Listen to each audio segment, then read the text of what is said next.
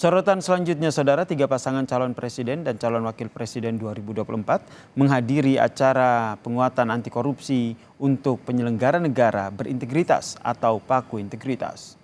Acara Paku Integritas ini telah diselenggarakan KPK sejak 2021 di gedung KPK dan malam ini dihadiri oleh paslon nomor urut 1 Anies Baswedan, Muhaimin Iskandar, paslon nomor urut 2 Prabowo Subianto, Gibran Rakabuming Raka, dan paslon nomor urut 3 Ganjar Pranowo dan juga Mahfud MD. Dalam pertemuan ini, Saudara, para capres-cawapres menyampaikan komitmen mereka untuk menyelesaikan persoalan korupsi yang dipaparkan para pimpinan KPK. Para paslon juga menandatangani Fakta Integritas.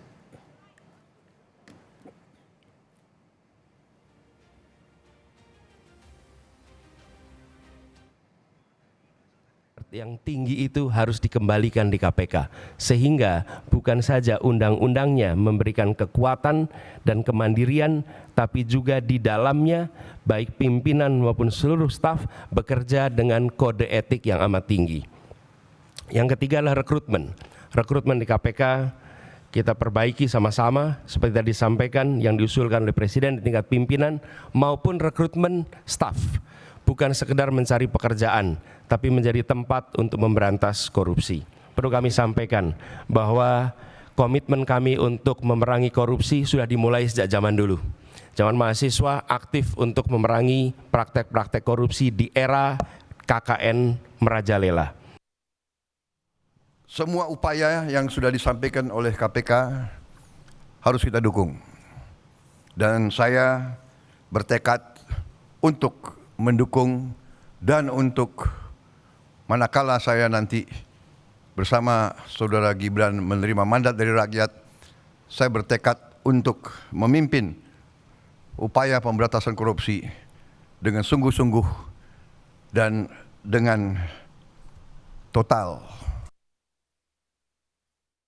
Pada saat saya bertemu dengan pengusaha, awalnya terjadi cerita atau rumors bahwa ya kalau Pak Ganjar dengan Pak Mahfud jangan-jangan ini dilibas semuanya ini. Lalu kami mengkonfirmasi kepada para pengusaha, benarkah kejadian itu, benarkah perasaan itu yang Anda rasakan? Tidak, Pak. Kalau kami berusaha dan ada kepastian hukum, maka pada saat itulah sebenarnya kenyamanan kami akan terjaga. Kami hanya memberikan contoh saja bahwa komitmen itu ditunjukkan dengan evidence base.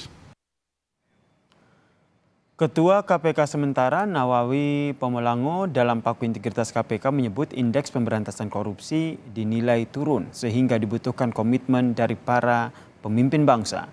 Nawawi menyebut di lapangan masih marak pemberian komisi atas proyek pembangunan, praktek suap dan juga pengaturan barang dan jasa hingga jual beli jabatan. KPK juga menemukan oknum yang membekingi sektor pengelolaan sumber daya yang kerap memeras dan minta jatah proyek. Menunjukkan stagnasi bahkan kecenderungan penurunan. Di lapangan kami masih menemukan di seluruh Indonesia maraknya praktek pemberian komisi atas proyek-proyek pembangunan, praktek suap pada proses perizinan, pengaturan proses pengadaan barang dan jasa, bahkan dimulai sejak proses perencanaan hingga jual beli jabatan. Kami temui oknum-oknum sebagai backing di sektor pengelolaan sumber daya alam seperti pada sektor pertambangan, perkebunan, kehutanan. Oknum-oknum yang memeras dan meminta jatah proyek masih kerap diadukan masyarakat. Dengan kata lain, pemberantasan korupsi selama ini belum optimal dengan permasalahan utama pada implementasi.